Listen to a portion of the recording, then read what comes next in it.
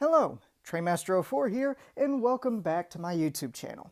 In this video, I'll be reviewing possibly one of Lionel's best motorized units they have produced in a long time, and it is the new Lionchief Plus 2.0 Santa Fe Doodlebug.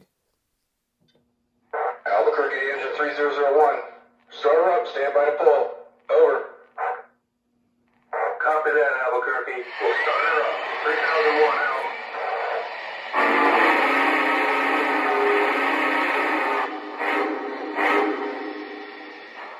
To start this video off, let's go over a brief history on the real Doodlebugs and, more importantly, Santa Fe M160. Santa Fe motorcar number M160 is classified as a motor rail car and nicknamed as a Doodlebug. She was originally built in 1931 by the Brill Motor Car Company and was originally equipped with a gas-electric prime mover. However, in 1948 and 1952, she underwent a major rebuild and was refitted with a diesel engine prime mover from a A1 type passenger locomotive from the Santa Fe. M160 found herself in service on the Santa Fe Railroad across their vast branch line system and was primarily found between Amarillo, Texas, Carlsbad, New Mexico, Wichita, Kansas, and San Angelo, Texas. She was used all the way up till her retirement, where she pulled her last train, the Cavern, otherwise known as trains number 25 and 26, and ran between Carlsbad and Clovis, New Mexico. She was repainted into the classic war bonnet paint scheme and was also equipped with the beautiful chair observation car number 3197. She was eventually retired in December of 1966 and was stored in Clovis, New Mexico until she was donated along with car number 3197 in January of 1969. Since then, she has been recently restored into operational status and currently is found herself at home at the Museum of American Railroads in Frisco, Texas. With the brief history lesson over, let's go ahead and go over the stats and facts of the model.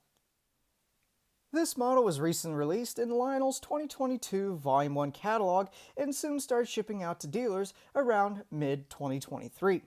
This locomotive has a combined length of 14.5 inches, and as a result, this little thing has a minimum curve radius of 0.31. Now, if you've noticed, this locomotive looks quite familiar, and if you think back, MTH many years ago actually produced PS1 and PS2 Doodlebugs.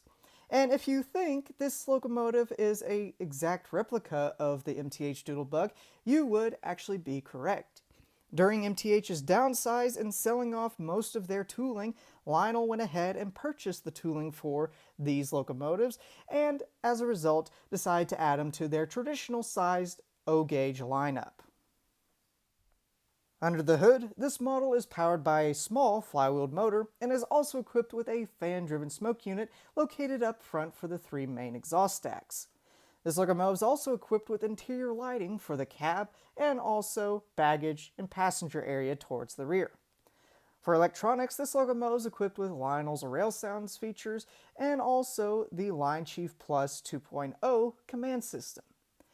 Since this locomotive is a Lionchief Plus 2.0 model, that means the locomotive is basically an updated version of TMCC. So do not expect when you see the price tag for one of these models that you are getting a really good deal for a legacy model.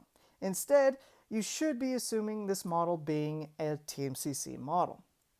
That being said, this locomotive for Rail Sounds is equipped with the basic features such as the engine revving, associated rail sounds features such as crew cab, chatter, tower comm, and many others that we'll go over later on in this video. And for the command system, this locomotive, it being the LC Plus 2.0, can be operated instead of via an individual remote, which is paired to the locomotive and only to the locomotive you have purchased, but instead can be operated by using Lionel's Legacy command system, TMCC Cap 1 command system, Bluetooth, or even conventionally with a transformer and a loop of track. With the model stats and facts taken care of, let's go ahead, take a closer look, and go over all the details. Starting at the front of the Doodlebug, at the bottom, here is a nice separately applied die-cast metal pilot, which in this case is actually attached to the front set of drivers. Right in the middle of the pilot is a electrocoupler, which in this case is operable and can be operated by using either Lionel's legacy, TMCC, or Bluetooth command system. On the front face itself, unlike a steam locomotive where there would be a smoke box with a headlamp, instead, in this case, it is more reminiscent to a Southern Pacific cab forward where the cab is right up front.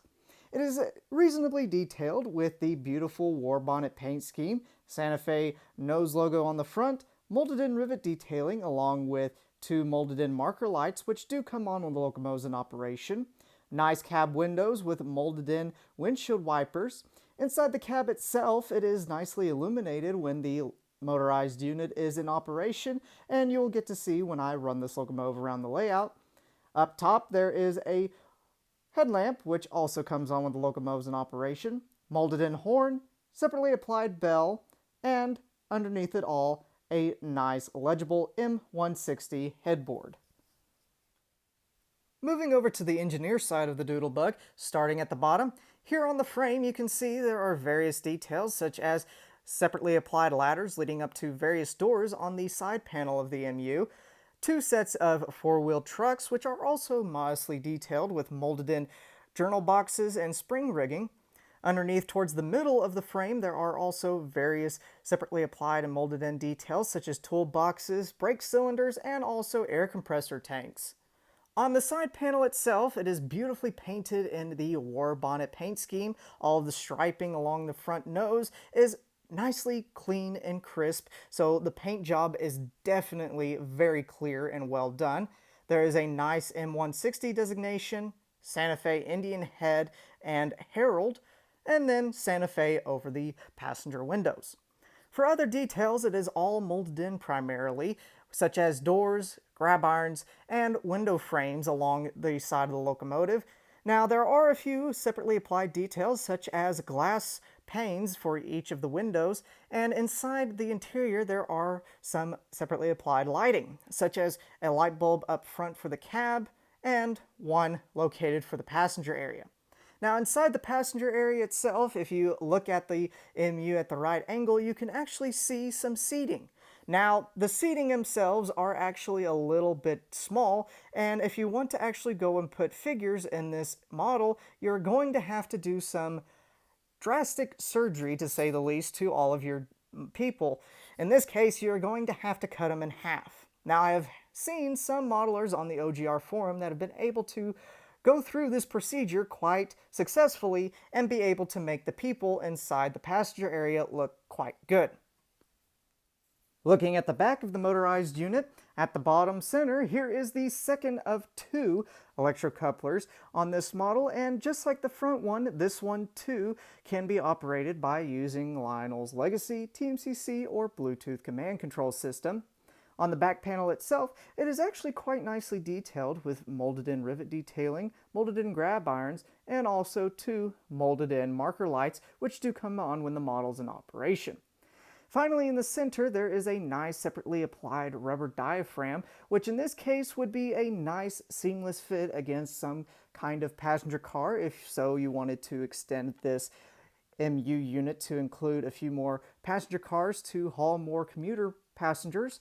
And inside there is a blank molded in door. In this case, there is not a clear plastic insert for the window, even though there is a molded in cutout for one, and that's due to increase the illusion that this model actually does not have any form of electronics inside and is instead looking into a passenger area. Now, in order to keep that illusion, Lionel went ahead and blacked out this door so that you don't look in and see a motor, wiring, and various other electronic components that make this model run.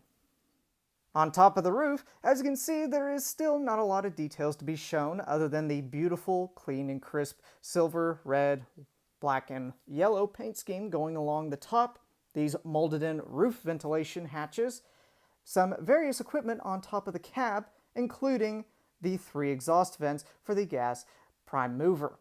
In this case, as I stated earlier, these 3 hatches do actually connect to a fan-driven smoke unit, and in order to fill said smoke unit with smoke fluid, I would suggest taking a miniature funnel or even the pipette that's included with this model, place it into one of the 3 stacks, pour your smoke fluid down, remove said pipette or even funnel, and blow directly down one of the 3 funnels.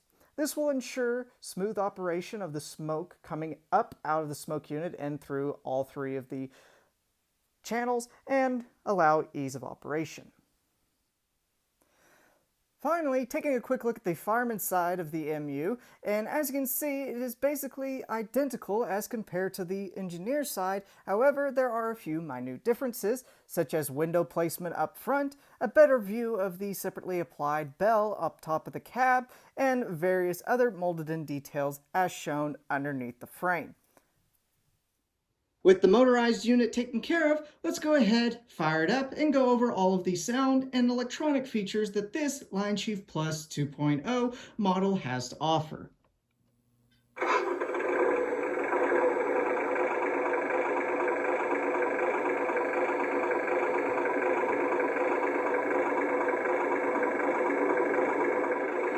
With the MU fired up, let's go over the sound features. First up, here is the horn.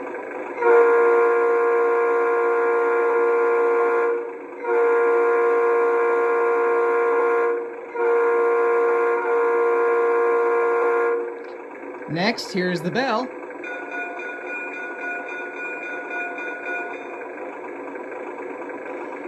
Here is the RPM rev up and down sequence.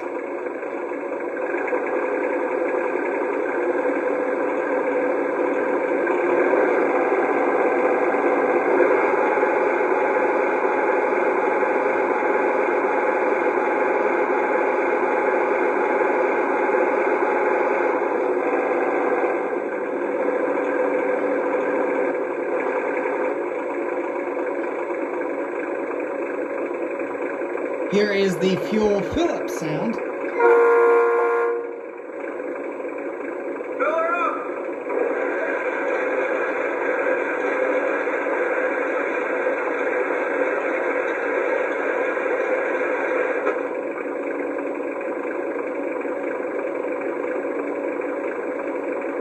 And finally, here is a sampling of the basic crew and touter comm chatter within this model. Yardmaster, all handbrakes are knocked off. Can I roll? Over. Hold for my clearance. Tower out. Finally, a highball. Let's get her rolling. Yardmaster, all handbrakes are knocked off. Can I roll? Over. You're clear to pull. Tower out. Alrighty, I got some cars hooked up behind the MU, so let's go ahead and take it for a spin around the layout.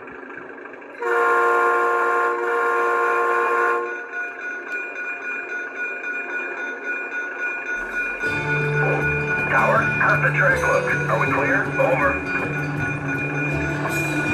Yes, you can take the lead.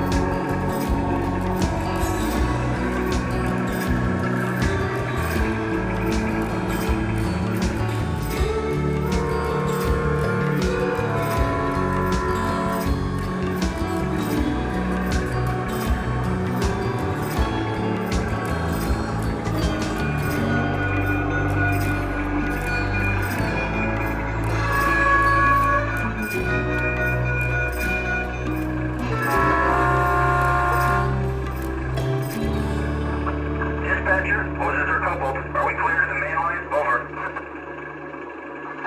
Please hold. Yard master out. Switchless says we've got 1 off and 3 on at the head end.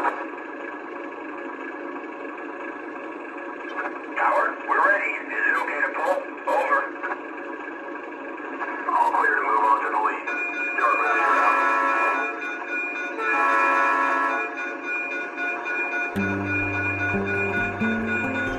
Dispatcher, are we clear through the next block? Over. Yes, the lead is all clear. Yard master out.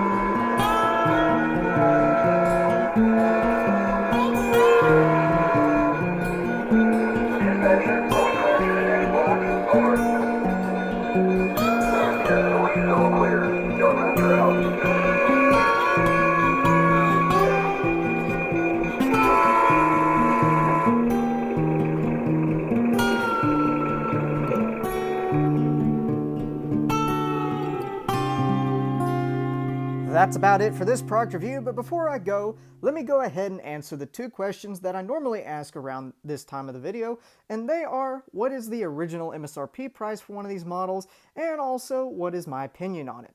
To start off, the original MSRP price is right at $400. Now, since this locomotive, or MU, is really around that mid-range point, most of the major distributors have not given any kind of discounts for these MUs. Instead, they have been forced to really keep these models at the $400 range. Going online and searching up TrainWorld and Charles Rowe, my 2 favorite retailers, came up with some mixed results. TrainWorld in particular, a company that I would expect to actually have some form of a discount on this model, actually instead did not and kept it at the MSRP price, whereas Charles Rowe did not have any in stock. Overall, it could mean that these MUs just really do not have a decent margin for both the retailer and Lionel, and also can mean that these are very popular. In respect with TrainWorld, they only have 5 of these models left in stock. So if you would like to pick one of these up, I would suggest calling up your local retailer if you have one, or just going on to trainworld.com and ordering it directly. Moving over to the second question, which was, what is my personal opinion on this model? Overall, I have mixed reactions when it comes to this model. I love it, and then I also hate it. For the loving section of what I like about this model, it really is a nice little motorized unit, and is also a nice addition to the Lionchief Plus 2.0 range Lionel has put out over the last few years. And the reason why I say that this is a great addition is the fact that, one, it is an MTH tooled model coming back into the limelight of O-scale products, and also the fact that it is a good semi-scale runner for any kind of modeler that does not have a large enough space to run big locomotives that are scale, that require large minimum curve radius. The MU itself is fairly decently detailed in the fact that it is a semi-scale product with molded in detailing as the primary factor, and also doesn't have the largest motor, which in this case it does not need that much power going behind it, considering it is just a little motorized unit. Now, there are a few things that I do not like, and that being the price tag. Considering this is a $400 model, I can very well much spend another $200 to $300 and get an 036 steam locomotive for maybe about $700 to $800 on the secondhand market, or even more, a decently ran legacy model on the secondhand market for the same $400 price tag. As a result, this MU, even though it is a brand new modern locomotive or motorized unit to be more precise, and the fact that it basically has updated Team CC electronics, I am just not quite there yet to accept that this model is the grandest thing yet. Yes, it does have great capabilities in the fact that it is a semi-scale model, it can go anywhere, do anything you want, but it just is lacking a little bit more for the price tag you're having to pay for it. Now, with that said, if I purchased this MU, or at least I was going to purchase one of these MUs, this being a friend of mine's model, I would more likely have wanted to have seen Lionel go ahead, take this tooling from MTH, updated with a few more Lionel finesse with such as separately applied grab irons, and make it a little bit more heftier instead of just giving us an updated version of the MTH model where it is basically light as a feather and really all it does is just go around the track with some sounds.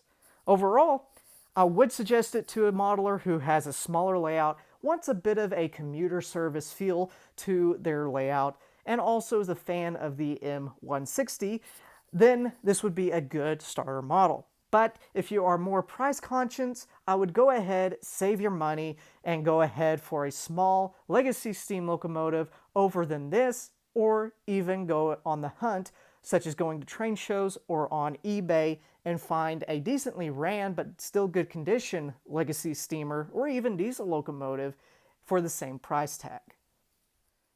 That wraps up this product review, but before you go, I just want to say thank you very much for clicking on this video and also watching it to the very end. It takes me a good while to produce all of these high quality videos and YouTube shorts for you all to enjoy, so I would appreciate you actually watching this video to the very end.